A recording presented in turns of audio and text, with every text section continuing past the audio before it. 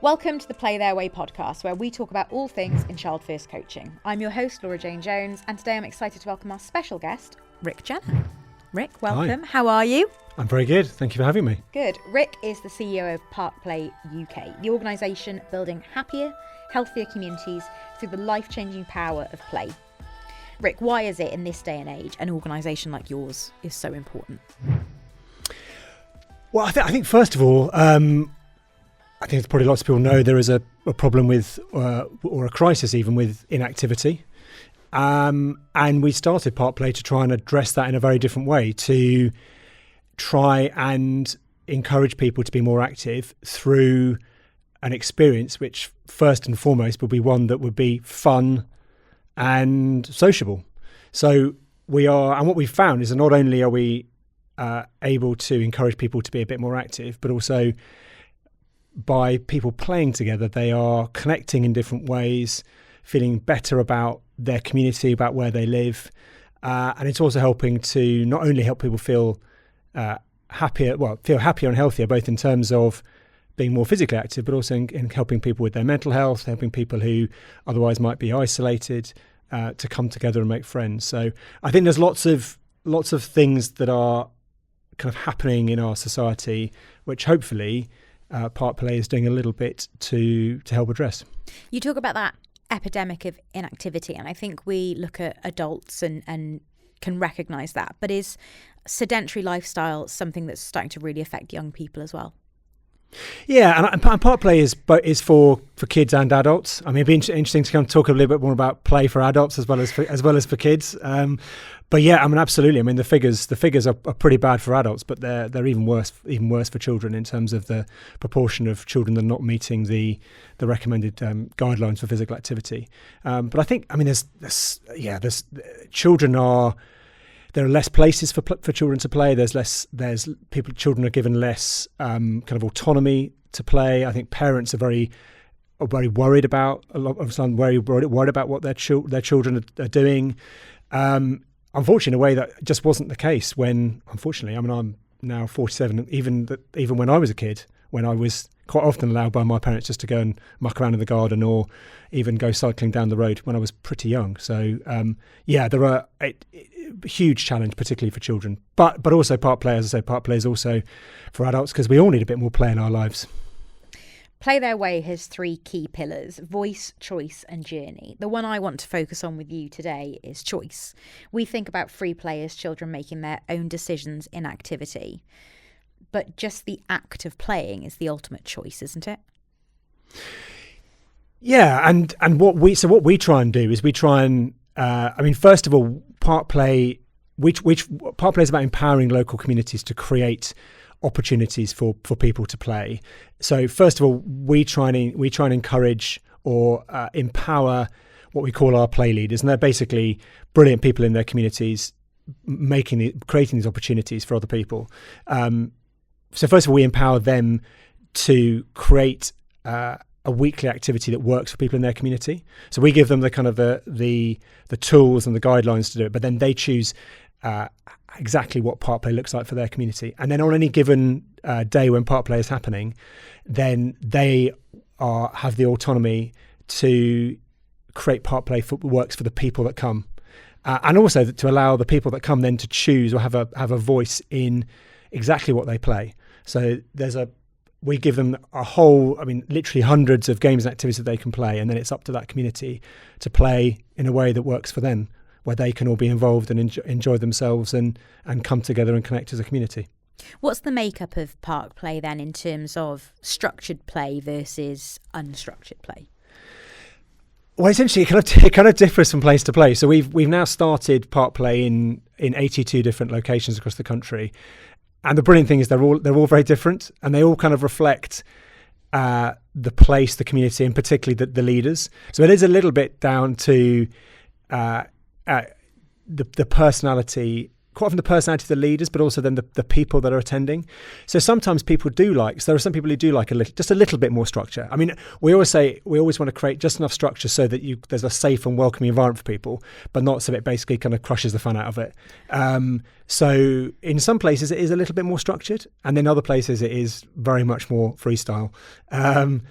And actually, it's kind of interesting because I've also personally had to kind of get used to that. I went to a brilliant ParkPlay in Southall in West London, and they were playing a hilarious game where they were running up and down with a balloon that was full of glitter, and they had to then sit on a chair and burst the balloon when glitter kind of went everywhere. Terrible from a sustainability perspective, unfortunately. And it definitely wasn't on our playbook of games. But I kind of realised that actually that people were having a great time. Everyone was laughing. Everyone was cheering each other on. And there were well over 100 people who wouldn't usually in that community come together and be particularly active, who were having a great time. So that was definitely on the more kind of unstructured end. But actually, ultimately, it was doing everything that we would want ParkPlay to do. People were having fun. They were out on a pretty damp kind of winter's day, enjoying themselves and benefiting as a result of it. So, I mean, my preference is always to be, as long as it's safe and welcoming for people, the less structure, the better. You kind of touched on it already, that when you were growing up, there wouldn't have necessarily been a need for ParkPlay, I guess, because society was different. There were more places to play and children had more space to play, kind of culturally speaking. Parents allowed kids to go out. Why is it now that those things have disappeared? Why has the bandwidth of play become so small? Do you know, I'm not entirely sure, but I think that we've just become we've become more kind of serious and structured about lots of things in our lives. I think certainly adults have. I mean, I think children still naturally want to and are very, very able to play. We tend to kind of want to pack their time. We kind of think that they need to be busy, or they need to always be doing something and achieving something. And actually, I think a lot of that time has been squeezed. And I think a lot of adults also, our lives have become quite structured, quite kind of screen and work based. But actually, people really crave a bit more time just to be themselves, be stupid, play, have fun. And actually, it's what a lot of people kind of say to us. They say that actually, when they come to ParkPlay, particularly on a Saturday morning, they quite look forward to, at the end of a kind of busy week, just letting their hair down, having a bit of fun, putting their phones away, and just reconnecting with people. So whatever the cause is, I think people are crying out for a little bit, for that kind of a bit of an antidote to modern life, whether you're an adult or a child. But absolutely, particularly important, I think, for children, and children do relish having a bit of space and a bit of time to be themselves and be a bit more creative. One thing you touched on at the beginning there is this squeezing of children's schedules and managing their time a bit more. I know that when I was a kid, one of the big things that my mum would say to me is, only boring people get bored. If I was complaining I was bored, I was thrown out into the garden to go off and play. And there's this accusation now that children have forgotten how to play. They don't know how to do it anymore. So how much of ParkPlay is about reintroducing children to that free play aspect of society? Yeah, I mean, I think you're right. I mean, I don't think children have forgotten how to play. I think maybe as they get slightly older, they're not used to it. But perhaps, I mean, it's definitely something that is totally instinctive in younger children. I mean, I just look at my daughter, for example, who's now is almost 12. But she will still go up to her bedroom with her friends, and they will just amuse themselves, and not on devices or anything. They will amuse themselves for hours, just left to their own devices. I think that it's certainly, absolutely possible. And I think what we try and do at ParkPlay is just give enough structure so that there's a safe and welcoming event for people to be at. But otherwise, break down some of the hierarchies between the people that are leading and the people that are participating, so that they can, they feel they're part of something, but actually that they are still able to, it's still a kind of fun and informal and kind of creative space. And that extends to choosing what they play, how they play it, allowing children and adults to choose the way that the games are played, or even involve them in leading the games. And if they want to make up new rules, fantastic, make up new rules. I mean, sometimes we ask them then to tell us, because if they've got a great idea, we might want to share it with other people. But we really encourage people just to make it their own space and be creative with it. Play Their Way is hooked onto the UN's rights of the child. How much is there an importance that we recognise that play is ultimately a child's right? Yeah, I mean, I think it's really, really important. But also, I think it's also for me, it's also the key, or it's a key, I should say, to children and adults being happier and healthier by being outside and being more active. So, I mean, our what we're trying to do at ParkPlay ultimately is help people lead happier, healthier lives, connect with other people in their communities.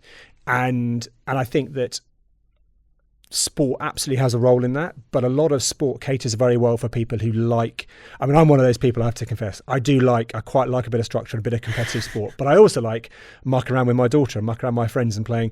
So I think we need to try and find ways of catering, or in fact involving more people in physical activity in ways that we don't do brilliantly as a society. And I think that more informal, less structured, less competitive, intergenerational play is a way to do that. And what we see is that then people who don't find or don't have the opportunity necessarily to play traditional kind of sport and activity love park play. That might be adults who would never go or couldn't afford to go to a gym or a sports club, or it could be we get lots of children with special educational needs want to come to park play, or for children that just don't enjoy traditional sport at school, who want to come and be part of something and muck around with their friends, but they want to do it in a different way, in a way that works for them. And that's why I think that play works for those kinds of people. Park play can probably to some people sound a little bit like organised fun, but the reality is here you are in fact just getting people together and taking those guardrails off to increase participation, I guess. Yeah, and I always kind of think that it is semi-organised fun, I suppose. But I think that what the way we always kind of look at it is if you go to a community, particularly on a weekend, particularly on a kind of a reasonable day, and people are already out and active and having fun, enjoying themselves. Doesn't matter whether they're playing kind of more organised sport or more informally playing and having fun, chucking a frisbee around, jumpers for goalpost football, whatever, then that's great. We want to take park play to communities where that doesn't happen naturally, where parents and children are not used to necessarily playing together because the parents don't have the confidence or the skills to do that or the time to do it. So we want to take park play to places where we are encouraging people to do that and to do something which might feel a little bit different for them. But we then find that people love it and they want to come back, and they do it because of those two things. They do it because it's fun, and because it's sociable, because they're meeting other people. And I think that's when we kind of first kind of developed park play, that was at the heart of what we were trying to achieve. That we realized that actually anything that you do with any regularity in life is usually because you enjoy it in some way, and also because you do it with people that you like and love, friends, neighbours, family, whatever it is. So that park play is trying to make sure that we focus on those two essential components, and by doing that, hopefully encourage therefore more people, ultimately to lead happier, healthier lives. What are the greater impacts and the future impacts of children having access to play like this? How can it be transformative for them in their lives? Well, I think it can be short term, but I hope long term that actually more people have a better experience of being active, and then ultimately that sets them up really brilliantly for their later life. I mean, I personally feel incredibly lucky that I had an upbringing where being outside and being active and playing a bit of sport was totally natural, something that my parents, and I was very lucky enough to get that at school, and I suppose lucky enough to like that kind of activity. I did a lot of kind of more informal stuff, going for a bike ride with my dad, or mucking around in the garden or whatever as well, climbing trees, things like that. But I hope that more people, because I think that the part of the problem in this country is that a lot of adults had a very poor experience, hated PE at school or whatever, and so therefore their attitude to sport is a bit of a hangover from the experience they had at school. So I hope that more people will grow up with a better experience, will therefore physical activity be something that is a more natural part of their life, whatever that is, whether that's ultimately playing some kind of sport, or just walking, or playing in the gardening, for example. Do all kinds of physical activity. So I hope that becomes more of a norm for more people, and then also that also rubs off on adults as well, because actually, adults love playing as well. I mean, there's really nothing better than just being a bit silly and just mucking around and playing a game that actually you're not so very good at, but it's just a bit of fun.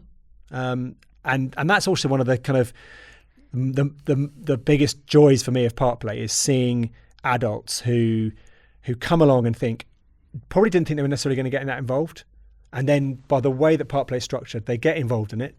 And all of a sudden they're kind of like, oh, I should quite enjoy this. And then the kind of comment is, oh, well, actually, I'm getting a bit hot and sweaty, and I'm getting a bit. And so quite often we hear people say, oh, I had a, and we would never use this word, but people say, I had a bit of a workout today, and I didn't think I was going to, and I didn't think I was going to enjoy it.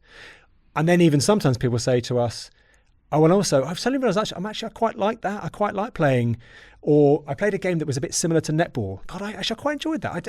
I didn't mind it as a kid. Maybe I could actually go and find a local netball team, and maybe I could take this somewhere. And maybe that does mean I can be a little bit more active. And I think that is quite different to then actually saying to somebody, almost kind of from scratch, would you like to join a netball team? Because the chances are people will say, oh, no, I couldn't possibly. There's no way I can play netball. But if you introduce it to them in a different way where they feel comfortable and they're doing it with people that they trust, then all of a sudden all kinds of other things are possible. Is there a danger that there's an attitude that when children are playing with electronics, they are playing and they're fulfilling or satisfying that play need? Why is it that we really need to push that children need to have this experience of outdoor play? Yeah, and I mean, I don't want to ever want to see these two things necessarily as kind of as competitive, because I mean there's actually a huge amount that kids can benefit from, playing, computer games and the like. But I think firstly, really important that particularly actually now, particularly in the winter, we get outside and get a bit of exposure to the sunlight and to the outdoor environment. But I think that the main thing actually is what you then do in those spaces. And actually it's about connecting with other people and connecting in real life. And I know we've got a whole generation that is now growing up spending more and more time online.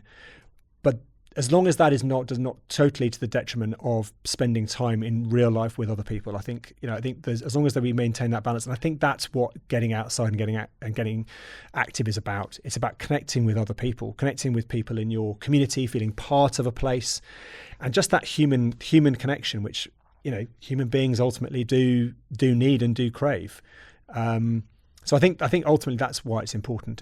There is obviously huge benefits just to being outdoors and connecting with nature and so on. And for a lot of people, their local park is their experience of the natural environment, but also the people you meet and the connections that you make, and also then sometimes the additional kind of benefits that can come from that, from connecting with others.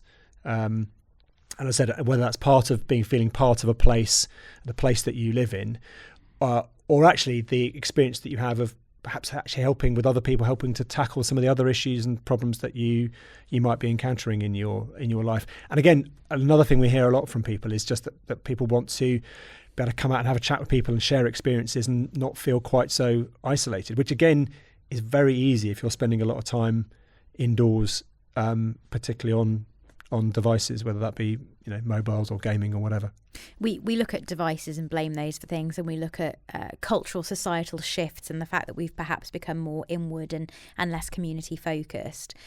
But is there a real risk, or has there been a risk, that play has disappeared for children and adults because a lot of these spaces for them to access that have also disappeared? How important is it for your organisation and everybody else to preserve parks for things like this? Yeah, I think it. Yes, incredibly important. I think when we're relatively lucky in this country. I mean, again, we're in London today, and London's a pretty green city. But I think it's incredibly important for people's physical health and mental health that these spaces, these communal spaces that anybody can use.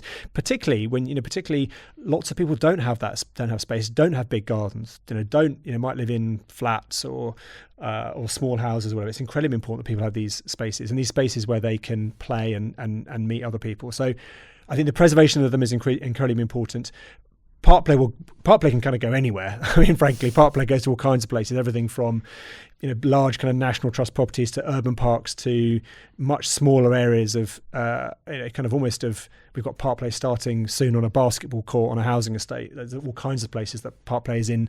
In fact, ParkPlay started on a playing field of a primary school. We actually established ParkPlay just before COVID. So COVID then hit. Wasn't a huge amount we could do for 15 months for obvious reasons. But then when we did get ParkPlay started, we started a place called Vange Primary School in Basildon.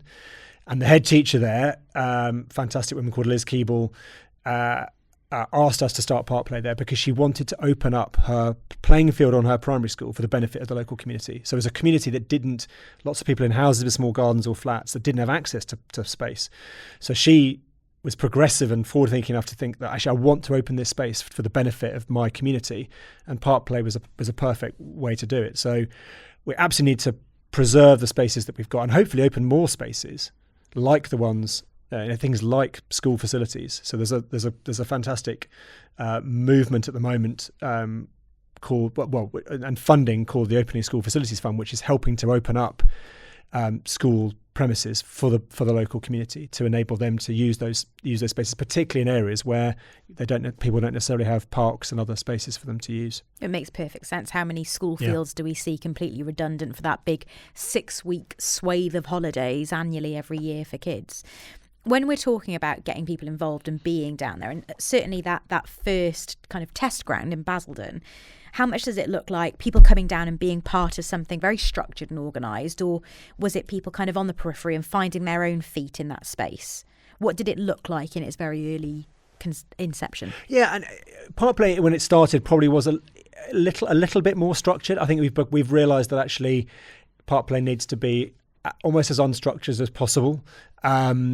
While there being some obviously really important kind of principles around safety and ParkPlay creating a welcoming environment for people, because quite often people who are less physically active, particularly adults actually, children a little bit less so, but can feel quite nervous and intimidated. And so it's really important that actually that in a sense the structure is one that just helps ParkPlay to be inclusive and welcoming for people. But when it started, it was still something which people could take part in a way that worked for them. So there is no, quite often ParkPlay has a very informal start, for example. So there kind of has to be a start time because people just need to know when to go to something. It can't be so informal that you don't even say when it's going to happen. But even then, people kind of drift in.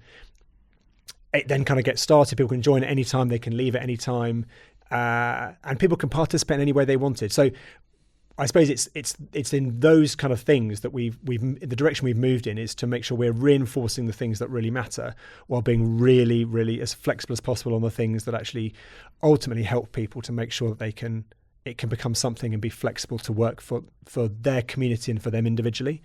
And so what you would see now at ParkPlay, certainly at its best, is people participating in very different ways depending on who they are, what they want to get out of it. So just to give you a couple of examples of that, ParkPlay always starts with games that include everybody, because it's quite nice to get everybody involved. Really low intensity, quite often quite silly games, which just get people chatting and connecting with each other. ParkPlay tends to end with something which actually quite often will help, particularly the adults, get a bit more out of it, because sometimes some of the adults will want to play something which might be a little bit more competitive or a little bit more, which reinforces some of the rules a little bit more, whereas the kids can play something a bit more freestyle. So just to give an example, there's a great game that we play called End Zone, which is basically a bit of a cross between netball and American football. And towards the end of a ParkPlay session, if you're playing that, you might just have the adults playing, which is a bit safer, and they can run around a bit more in a way that obviously if you're playing with 3 and 4 year olds would be a little bit dangerous and a bit limiting for adults. And then quite often at the end of ParkPlay, you'll get particularly the older adults might be the ones that have brought down flasks of tea and coffee and a bit of cake or something, and then they'll be serving the others. So everybody can kind of participate in a way that they want to.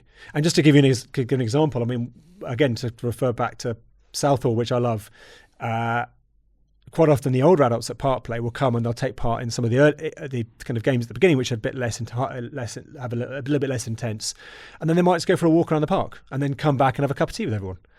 So they're doing something which works for them, and ParkPlay is flexible and unstructured enough that's fine and that works for them, and they can still feel included and part of the community.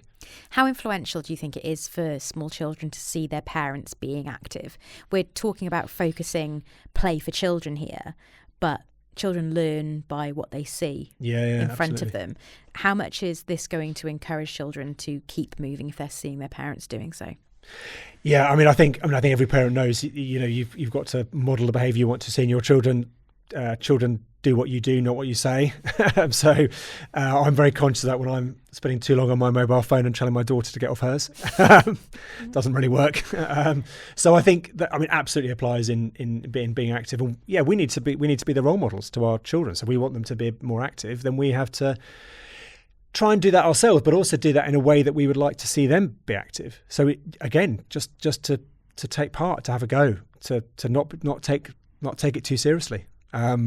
To show ourselves, to be vulnerable, and to be able to not be good at something, which is absolutely fine. That's what we we want to teach our kids, and we want them to model. So I think that's something we've got to do ourselves. But again, I mean, we don't force anybody to that, but we absolutely encourage them to. And then what's great is that quite often then adults realise actually they do enjoy it.